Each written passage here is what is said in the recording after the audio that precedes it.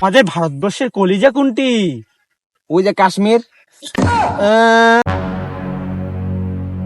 দেখুন ইউনূস সাহেব, আপনি কিন্তু ইদারিং চায়নায় গিয়ে চায়নাদের সাথে হাত মিলিয়ে বাণিজ্যিক এবং সামরিক চুক্তি করে আমাদের ভারতবর্ষের সাথে এটা কিন্তু ভালো কাজ করতেছেন না। নিজেকে কি মনে করছে? তো ইউনূস সাহেব, আপনি কি ভাবছেন আপনি তাদের সাথে হাত মিলিয়ে অনেক শক্তিশালী হয়ে যাবেন আর আমরা বসে বসে এখানে আঙ্গুল চুষবো? শুনেন ইউনূস সাহেব, আপনাদের সাথে আজ থেকে আমাদের ভারতবর্ষ সব চুক্তিপত্র শেষ। দেখে আপনি কি করতে পারেন।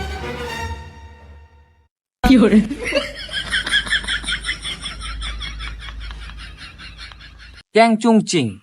তো ইউনূস সাহেব, আমরা চাচ্ছি একটা মুরগি জবাই দিতে, তো আপনি কি পারবেন আমাদেরকে সাহায্য করিতে? কোনো সমস্যা নাই, যদি মুরগির মাথাটা আমাদের দেন তাহলে আমরা সাহায্য করতে পারি।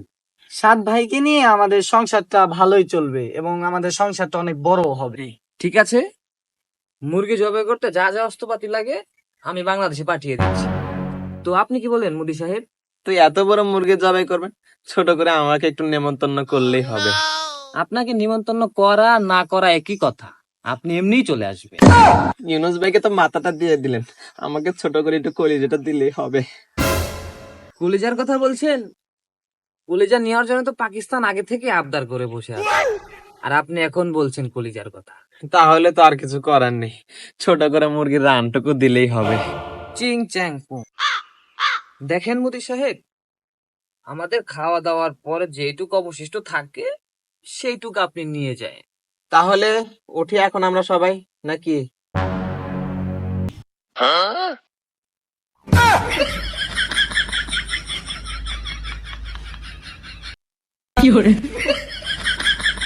কি শান্তি আকাশে বাতাসে, মুরগি জবাই করেছে বাংলাদেশে, আমাকেও নেমন্তন্ন করেছে।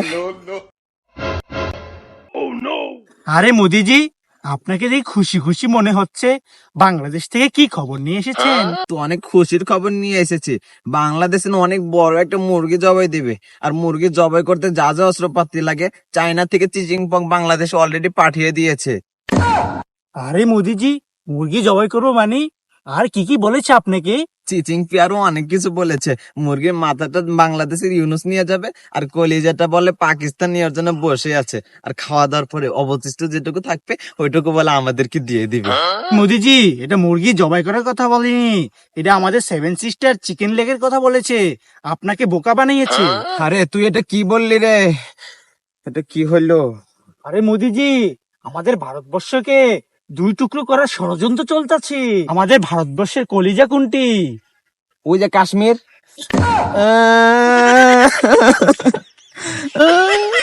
এই ইউনূস আমাদের কেমন কথাটা দিল। এই ইউনূস চায়নাদের সাথে হাত মিলে আমাদের সাথে এমন ষড়যন্ত্রটা করলো। শুনেন মোদি সাহেব, আমার কাছে একটা উপায় আছে। আপনি ডক্টর ইউনূসের কাছে যান এবং তার কাছে ক্ষমা চান। তিনি হচ্ছেন নোবেল জয়ী। তিনার কথা চায়না সহ বিশ্বের কেউ ফেলতে পারবে না।